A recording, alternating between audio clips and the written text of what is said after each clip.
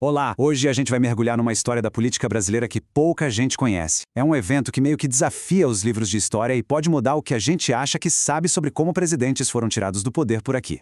Para começar, vamos lá. Uma pergunta que parece ter uma resposta bem óbvia. Quantos presidentes brasileiros já passaram por um processo de impeachment e foram de fato destituídos?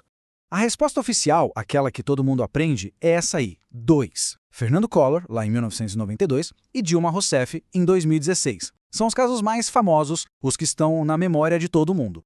Mas e se essa não for a história toda? E se tiver um capítulo bem turbulento da nossa república que ficou meio escondido, fora dos registros oficiais? Ok, vamos só repassar o básico primeiro. Esses dois impeachments mais recentes são o nosso padrão, né? A nossa referência do que é um processo legal dentro das regras do jogo.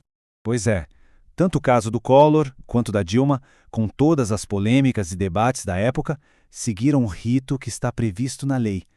Tiveram direito à defesa, várias votações no Congresso, um processo todo que se arrastou por meses. Essa é a imagem que a gente tem de um impeachment legal. Agora, vamos fazer uma viagem no tempo. A gente vai voltar para novembro de 1955. Foi um período de uma instabilidade tão grande, mas tão grande, que a história oficial geralmente passa por cima ou simplesmente ignora. E o ponto central dessa análise é exatamente este. Em uma única semana, o Brasil teve 3 presidentes. 3! E o mais impressionante, 2 deles não renunciaram, não morreram, eles foram tirados do poder à força. A sequência de fatos é tão maluca, tão rápida, que parece até roteiro de filme. Vamos dar uma olhada na cronologia dessa semana caótica para entender como tudo aconteceu.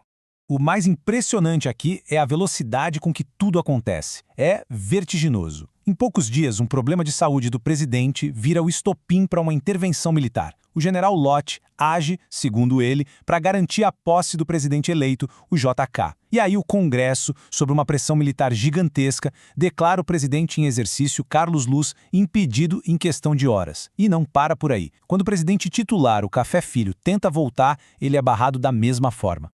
E olha, para ter uma ideia do nível da tensão, o presidente em exercício, Carlos Luz, chegou a fugir para um navio de guerra, o Tamandaré, para tentar organizar uma resistência a partir de Santos. E qual foi a resposta do exército? Tiros. Dispararam contra o navio a partir dos fortes do Rio de Janeiro. Isso mostra que não era um debate político, né? Era um confronto militar aberto. Bom, diante de tudo isso, a pergunta é inevitável. O que aconteceu em 1955 pode mesmo ser chamado de impeachment? Ou foi, na verdade, uma outra coisa, só que com uma maquiagem de legalidade? E é aqui que a gente vê a diferença gritante.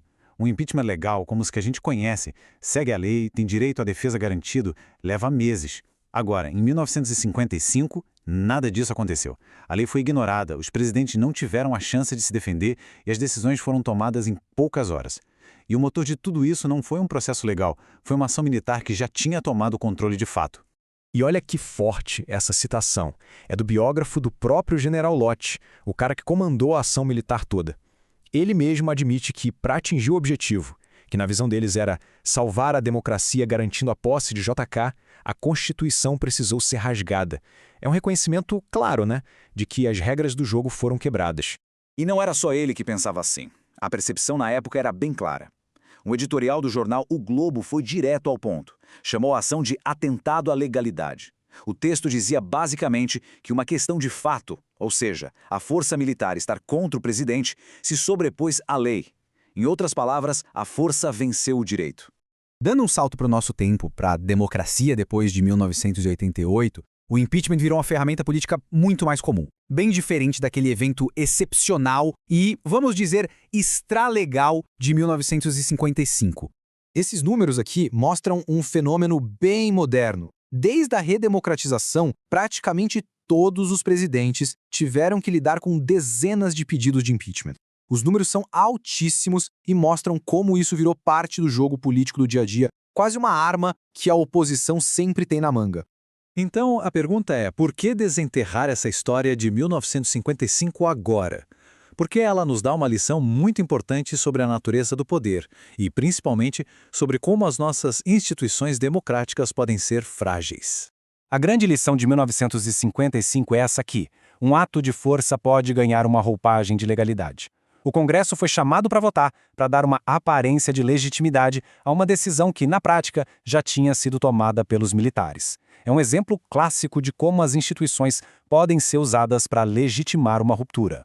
E tudo isso nos deixa com uma reflexão final. Uma pergunta bem complexa e que continua super atual. As pessoas por trás dos eventos de 1955 disseram que estavam agindo para salvar a democracia, garantindo a posse de um presidente eleito. Mas para fazer isso, elas quebraram as regras dessa mesma democracia. A crise de 1955 nos força a pensar nesse dilema, que é muito perigoso.